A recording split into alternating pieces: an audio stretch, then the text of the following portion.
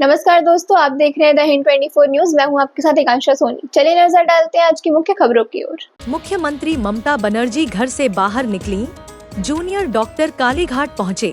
अभी बैठक शुरू नहीं हुई है। डॉक्टरों ने लाइव रिकॉर्डिंग की मांग की। मुख्यमंत्री ने डॉक्टरों को समझाया कि इस समय लाइव रिकॉर्डिंग क्यों नहीं दी जा सकती, क्योंकि मामला सुप्रीम कोर्ट में लंबित है। यह मामला सुरक्षा से जुड़ा है। আমরা এখানে কালীঘাটে মুখ্যমন্ত্রী বাড়ির সামনে দাঁড়িয়ে আছি এবং আমরা বিশ্বমধ্যে দাঁড়িয়ে আছি। আমাদেরকে সিনিয়র অফিসিয়ালসরা আসেন প্রথমে কথা বলতে। আমরা তাদেরকে জানাই যে আমরা স্বচ্ছতার দাবিতেই এসেছি।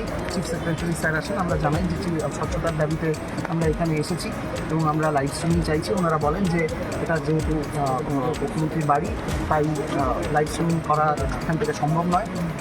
আমরা ওনাদেরকে বলি রিকনসিডার করতে। ওনারা বারবার দফায় দফায় আলোচনা করে আমাদেরকে জানান যে এটা কোনোভাবেই সম্ভব নয়।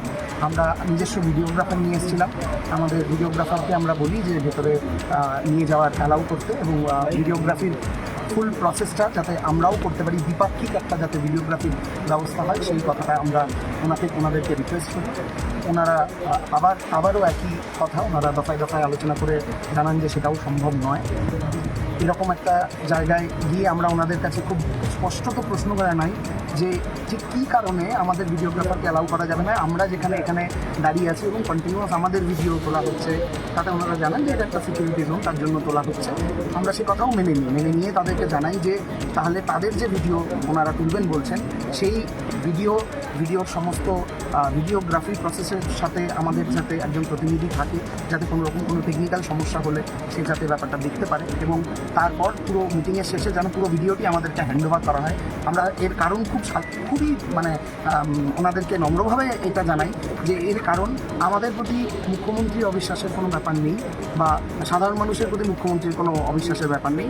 এটা আমাদের প্রতি আমাদের যে ডক্টরি মাস, যারা ডাক্তারি জনতা, যারা এখন এই মুহূর্তে স্বাস্থ্য ভবনের সামনে রাস্তায় বসে আছে, তাদের কাছে জবাব দেওয়ার জন্য যে আমরা কী কথা বলেছি, এই উত্তরটি অত্যন্ত প্রয়োজন। কিন্তু অত্যন্ত দুঃখের সঙ্গে আমরা দেখছি যে এখনো আমরা অপেক্ষা করছি। ऐसे ही तमाम खबरों के लिए जुड़े रहिए द हिंद 24 न्यूज के साथ।